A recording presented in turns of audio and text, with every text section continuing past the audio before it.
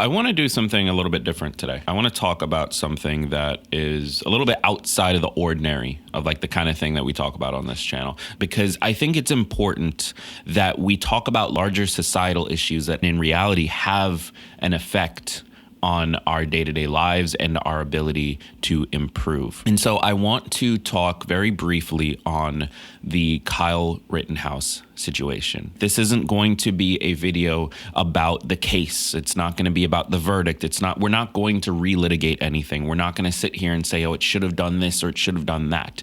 What I think is more interesting as a discussion is what led to this happening. What is it about our country, about the United States, that leads to that outcome? If this is a larger cultural problem, this is going to happen again. And we're already seeing this type of thing, this need to do something yourself, playing a massive role in our society in a number of the major cases. If we think of Trayvon Martin, if we think of Ahmaud Arbery, if we think of this case with Kyle Rittenhouse, you have a number of situations where people decided they perceived a threat. They perceived something that they needed to do something about. They had to be the one. They had to be the hero. And unfortunately, in each of those cases, people died as a result. So I think we need to have a larger cultural conversation that goes beyond Kyle Rittenhouse or his verdict or any of the things that I think we're so focused on right now. There is a larger problem in the United States that I'm not sure many realize is a problem.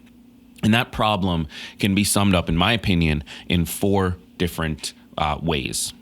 There is individualism, there is American pride, there is gun rights, and there is the us against them mentality. So let's start with individualism. This is, by many accounts, one of the things that makes America America.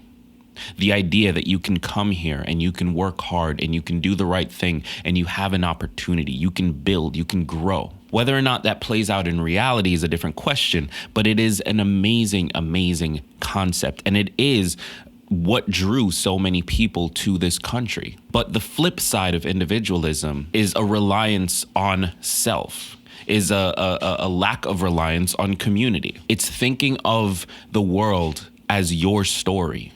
It's you being the main character in a story that everyone else is living in. A strict focus on the individual doesn't serve anybody. All it truly does is put you in a situation where you refuse to help others, where you refuse to do your part, where you refuse, out of some idea that your personal freedoms are being restricted, you refuse to support the people around you. Now, that by itself doesn't lead to the Kyle Rittenhouses of the world. In order to get to that point, we also need to add in American pride and patriotism. The reason America is America, the reason that we have so many of the problems that we have, in my opinion, is because of years and years and years and years of propaganda. Propaganda that tells us we're the greatest country in the world, even when the facts don't show that. Propaganda that allows us to believe that one side or the other is the reason that we're struggling, while also simultaneously believing that we're not struggling at all. American pride and propaganda are the reasons that we can look at other countries and hate them just because they were born slightly over some imaginary border, or because they were born on the other side of some body of water. It leads us to believe, and it really ties into this individualism, it leads us to believe that we are the best. We're the promised land. We're the people who are going to guide the rest of the world forward and lead the rest of the world. And therefore, we should be in charge. We should have power. It convinces us that our goals are just, no matter the consequences or the causes for getting there. And it allows us to justify massive, massive spending on military and war and invading other countries and overthrowing leaders and getting ourselves involved in things that we just should not be involved in. Because we're the right people. We're the people who figured it out. Capitalism, democracy, opportunity, freedom.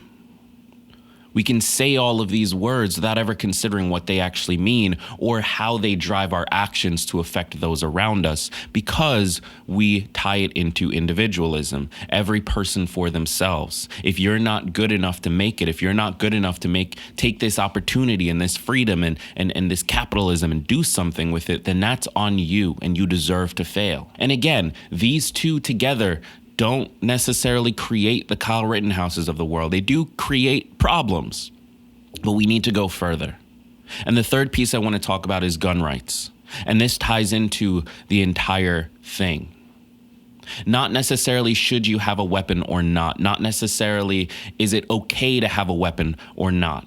I'm not going to get into that debate, and I'm not going to get into that argument. However, there is a larger culture in the United States of guns. When open carry becomes something that we're not just doing because we have the right to, we're doing because it pisses other people off. We're doing because it gives us some degree of pride. We're doing because it gives us some degree of control and power that we might lack in other areas of our lives. And instead of recognizing our role in the larger community, instead of recognizing how we connect to everyone around us, we decide, because we're individuals, because we're Americans, because we have the right to, we decide that the best way forward is to be the one with the power, is to be at the top. And so we look for every opportunity to do that, whether that means looking for the next person to be at the bottom, or that means brandishing a weapon because you technically have the right to, and you know that it's going to piss everyone around you. And you also know that it's going to mean that no one messes with you. I'm not here to argue about whether or not you should be able to open carry or whether or not you should be able to own a gun. What I'm here to say is that the culture around guns and the conversation and the debate around guns has gotten to a point where it's not even really about the guns anymore. It's now about power. And then the last thing that I want to talk about that I think contributes to this is the larger us against them mentality that has always existed but has gotten worse since 2016. People are hurting all across the United States. People are struggling all across the United States. And they can't figure out why, because they're working hard. They're doing their best. They're doing the right things, and they're still struggling. And when they're told by some demagogue or by the media or by the different videos they watch on YouTube, well, this person is the problem, that person is the problem, that person is the problem. Naturally, they look for an opportunity to place that blame because they can't figure out any other reason. They know they work hard. They know they're doing the right thing. It's because the Democrats won't stop taxing me. It's because the Democrats or the Republicans or whatever. And you create anger. When you combine everything else, the anger against the other side, the right to wield power openly in order to show that you are powerful, you are strong, you are on top, and to take back some control, some little minuscule piece of control in your life. And then you combine that with the pride that you have as an American and your particular version of what America means, because that's the other thing that I think we aren't considering here. America is a promise that means something different to everyone who's a part of it. That is the concept behind a melting pot. We're all from different backgrounds. We all come to one place for some reason. It's all different. And so what America should be and what America should look like is different for everyone. And so when we talk about American pride, it's not pride for one culture, one nation, blah, blah, blah. Nor should it be, quite honestly. It's pride for your version of America. It's pride for the version of America that you want it to look like. And you combine that with you wanting to seize power in some way, some little minuscule of power in your life, and that naturally leading to open carrying because that is a way to seize power. And you combine that with already feeling angry about the other side and the things they're doing that are holding you back and just wanting them to understand that they're the reason America is failing. And then you combine that with the individualism, the I am the main character of this story. You combine all of those things and you get to a place. He was 17 and he felt it was his job to go across state lines and defend. I'm not going to get into the debate of whether or not that's true, whether or not he actually believed that, or if he was going there for other reasons. I'm not going to get into any of that. Regardless of what we want to believe about the case, the jury has decided what they've decided. They decided to believe this story. And so that is the official story. And what you have is a situation where it's feasible that some 17-year-old kid decided he needs to travel across state lines with a weapon that he's not legally allowed to use in order to do something, because he saw the bad guys doing whatever bad guys do. And he didn't stop and think, well, the good guys will take care of him. The police will take care of him. The government will take care of him. He never stopped to think that. He stopped and thought, bad guys are doing bad things. I need to do something about it. How is that your mentality? What culture do we need to live in order for that thought process to happen? Not, hey, that's got nothing to do with me. Not, somebody else will take care of it. Not, the people in charge will take care of it. I need to take care of it. I need to do something. In my opinion, that can only be the result of feeling like you're the main character in a story where you were born in a country that is incredible, but is being held back by the other. And you have the right to bear arms against them in order to stop the overthrow. If that's the story that you've been telling yourself in your head, then what Rittenhouse did, what Zimmerman did, makes perfect sense. And that's why I'm afraid it's going to happen again. Because not only has it already happened multiple times, but the divide is only getting larger. The us against them mentality is only getting larger. The propaganda about America being the greatest country in the world on one side is only getting deeper and more pronounced. Here's my final thoughts on this. I'm scared. Now, I'm not scared of somebody with a gun. I'm not scared of somebody showing up at a protest, though I do unfortunately feel like that's going to happen more often now. What I'm scared of is this happening as a whole, and the way that it played out in the media and became such a massive, massive story.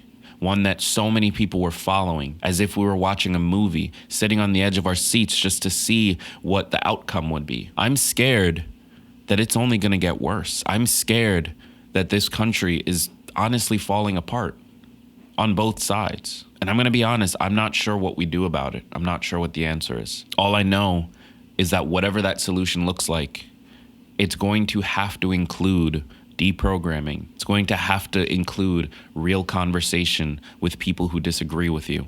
It's going to have to include a return to actual democracy, a return to common sense information being delivered with integrity. Whatever we do in order to solve this problem will have to include kindness. And yes, improving your situation and fighting for that, it matters. But we have to remember that we live as a part of a larger community. And that larger community has people that we put in power in order to protect us. And if we don't feel like we can trust those people to do their jobs and protect us and deal with situations, then we need to replace those people. What we shouldn't do is take matters into our own hands. That never ends well. So that's all I've got on this. Thank you for tuning in. If you liked the commentary, I'd love to connect with you. Leave a comment down below. Let me know what your thoughts are. I don't necessarily believe that I'm 100% right, so let's talk about it. Drop a comment below. Click subscribe if you're enjoying the content. Hit the bell so you know when a new video comes out. And of course, hit like so that this video can get out to more people. Thank you, and I'll see you in the next one.